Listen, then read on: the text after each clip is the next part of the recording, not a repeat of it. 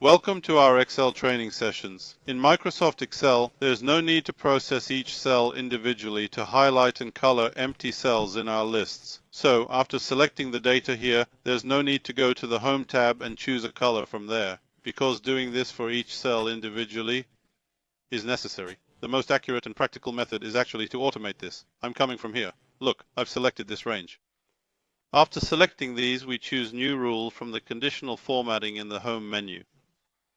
From here, the second option, after selecting Format Only Certified Contents, click on the Cell Value section below and select Blanks from here, and from the Format window, we choose either Fill or Border.